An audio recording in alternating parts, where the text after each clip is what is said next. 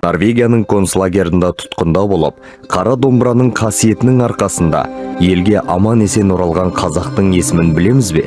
Бұл дәулескер күйші, қазақ кср-інің халық артисі, Құрманғазы оркестрінің концертмейстері Рүстембек Омаров болатын. Кеңес одағының құжаттары бойынша Рүстембек Омаров ағамыз ол жай қатардағы солдат емес, негізі офицер кісі болған, және де біраз ерлік танытқан екен. 39 жылы консерватория Петербургта, Ленинградта консерваториядан әскерге шақырылып, арнайы жаттығудан өтіп, әрі қарай бірнеше фин соғысына, әрі қарай бірнеше операцияларға қатысқан болар. Ол кісінің пленге түскендігі сол өнердің арқасында аман қалуына үлкен себеп болған.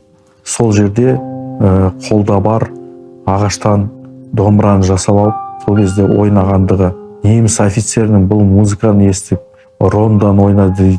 Соны ұлы ақсақалдардың айтуы бойынша өзінің аман қалуына үлкен себепкер болған. Рүстембек Бейсенұлы Омаров 1919 жылы Павлодар облысы Аққулы ауданы Шарбақты селосында дүниеге келген. Әкесі өмірден ерте кетіп, балалар үйінде тәрбиеленеді. Домбыраға жаны құштар жас жігіттің талантын танып, атақты Ахмет Жұбановтың өзі жаңадан құрылып жатқан оркестріне арнайы алдырады. Бұл кезде Рүстембек Омаров небәрі 15 жас деді. Неміс офицерлеріне бір көзге түседі екен.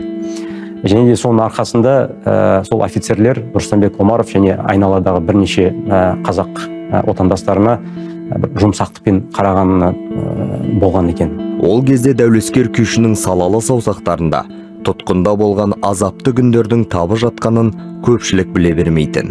Бір ғана әңгіме қалды, яғни 60 жылдары ауылды мекенге концертпен барған кезде сахнаға Рүстембек Омаровпен бірге бір лагерде болған бір отандасы шығып, рахметін айтқан туралы бір әңгіме бар. Ол кісі Норвегияның Киркенес қаласында лагерде болған екен. Фальстад орталығына және Норвегияның ұлттық архивіне сұрау салып, Рүстембек Омаров деген азамат Норвегияда болған туралы расталды. 1988 жылы қайтыс болды ол кісі. Тұтқыннан босап шыққан күйшіні елге келген соң тергеп тексеру басталды.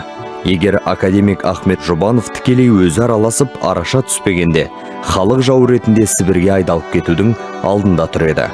Жеңіс деген күй бар екен, бізде әлі іздестіру үстіндеміз, ол күйді табылады деп ойлаймыз. Ол кісінің жалпы жасаған қазақ өнеріне деген, күй өнеріне деген ұшан теңіз еңбегі Дина Нұрпейісованың алдында отырып, сол күйлерді нотаға түсіруге үлкен себепкер болғандығы біз үшін мәртебе.